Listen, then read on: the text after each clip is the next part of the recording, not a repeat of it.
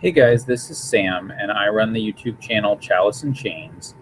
And today I wanted to do a video on how to make exciting combat encounters. This was mostly prompted by I think it was a post in one of the D&D Facebook groups that I noticed. And I think it's interesting, especially in D&D 5th edition, that a lot of the time this still comes up because in some of the old editions, if you've ever played, especially 3.5, man, combat could drag on, especially at higher level. So I think that there's some tips that I wanted to offer that can really make combat encounters exciting, um, really memorable, and I think that they're really important for any game. So the first thing, let's just go over this scenario and see if this has ever happened to you, right? So you're playing in a game, and you're in a dungeon, right? And the dungeon master says, okay, you come up to this door. You're in a hallway that is 10 feet wide, maybe 40 feet long, and there's a wooden door in front of you, and there's no other doors. What do you do? Okay, well, I open the door. Except no, if you probably check for traps, whatever. You don't find anything, you open the door. Then you peer inside, and there are an ogre and 6 orcs in a 40-foot by 40-foot room with torches on the wall and stone ceilings and a door on the other end. Roll initiative. Okay, so you go in, you roll. The barbarian or the fighter gets the highest initiative, let's say, in this encounter. So he runs in and says, okay, I attack. I slash the closest one with my axe. Okay, great. Roll to hit. Okay, I rolled a 16. Okay, you hit. Roll your damage. He's like, woohoo, I rolled an 11 with my great axe. Oh, okay, and don't forget to add your strength modifier. Oh, great, a 14. Okay, you kill the orc. You slash him, and he falls to the ground and dies bleeding. Okay, next. Right? Like, have you ever had that happen? I mean, I've literally had almost that exact combat encounter happen to me as a player. And there's nothing that I can't stand more than a dungeon master who either doesn't flavor combat, doesn't spice it up in some way, or doesn't allow the players to do so. So a couple of things that I would suggest to avoid making your combat encounters boring. One is put it in an exciting location. Okay, so even if you're in a 40-foot by 40-foot underground dungeon, make it unique in some way. Okay, maybe make it so that yes, you're in a 40-foot by 40-foot dungeon, but upon opening the door, you've actually sprung a trap, and water is slowly leaking into the room, but not immediately, right? Only once all the party is inside the room. Then the door locks behind you, and it starts to fill up with water. And once the water gets to about waist height, then zombies and skeletons start to pop up from sarcophagi against the wall, right? They come out. So now you're fighting with half your movement speed against undead that don't care if they can't breathe because they don't need to. Okay, that's just a simple example. Or maybe you set it in a, let's say you want to still stick with an inside theme. Maybe you set it in a temple, and inside the temple there are catwalks and multiple levels, and you have pillars, and you have pews and tables. You have terrain essentially that the players and the enemies will use as part of their combat. And maybe it's filled with wood and anointing oils and things, and one of the creatures decides that it will light the room on fire. Okay, so now you've added this exciting element to it. Okay, well, now not only do we have fire, we also have terrain, and we've got enemies using tactics. Okay, that's all going to be memorable stuff. So remember that, exciting locations, terrain, and tactics, those are important. Okay.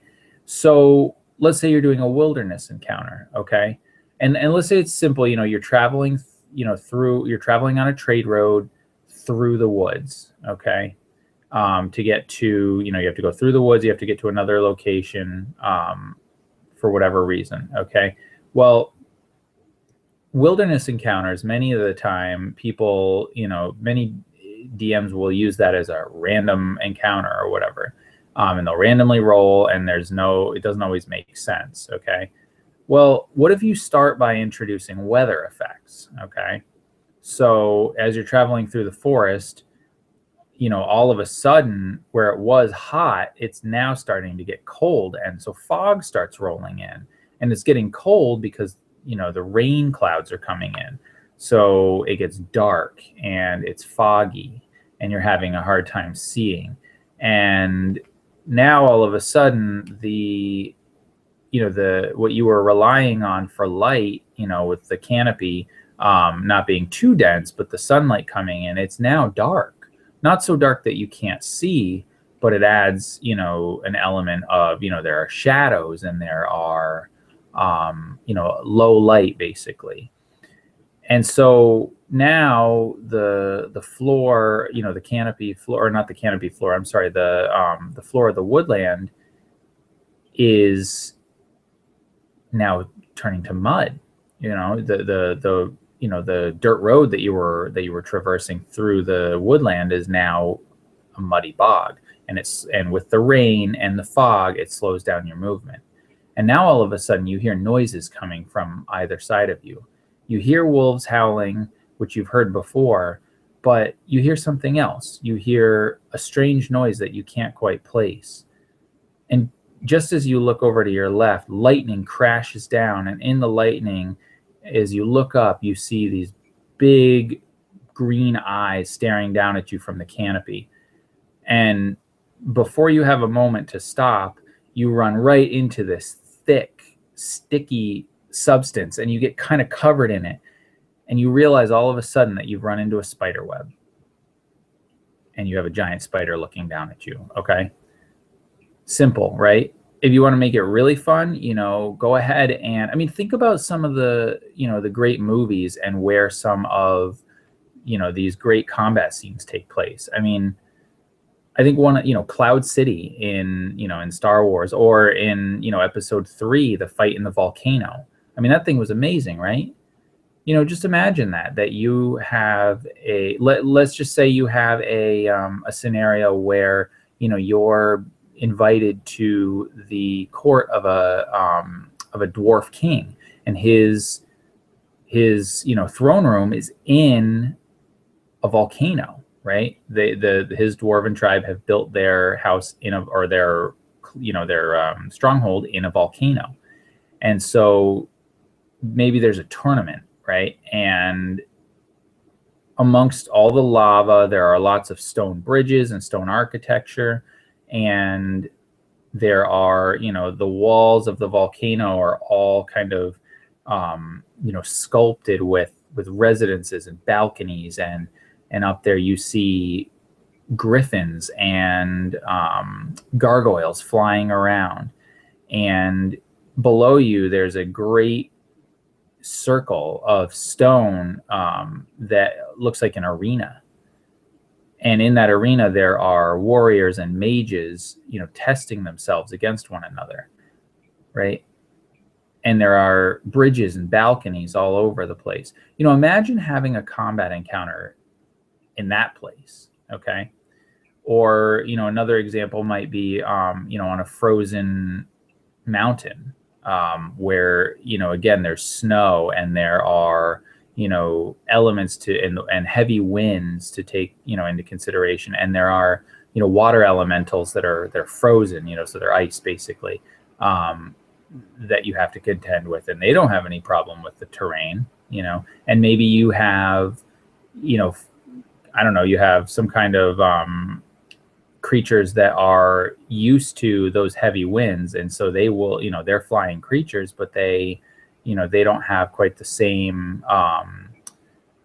trouble that you have. Or maybe they have high strength, so they can easily make their strength checks to overcome the wind. something like that. So I'd love to hear what you guys think, both what encounters you've had that have been boring and bad examples of combat, and also some of your most memorable combat experiences. And the tips I would say is, interesting and exciting terrain is important. Or if you're in, a dungeon or something, it doesn't have to be a 40-foot by 40-foot stone room. Make it exciting, make it interesting, make it unique. Okay. Have the enemies use tactics, because tactics are very important, and it adds a level of danger and excitement to the combat. And then have features, terrain features, or dungeon features in there that can be used in the combat.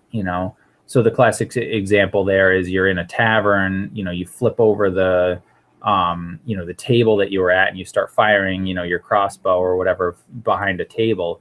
And then, another creature or another person jumps up on the bar and then jumps over to the chandelier and is hanging with one hand on the chandelier while swinging their rapier.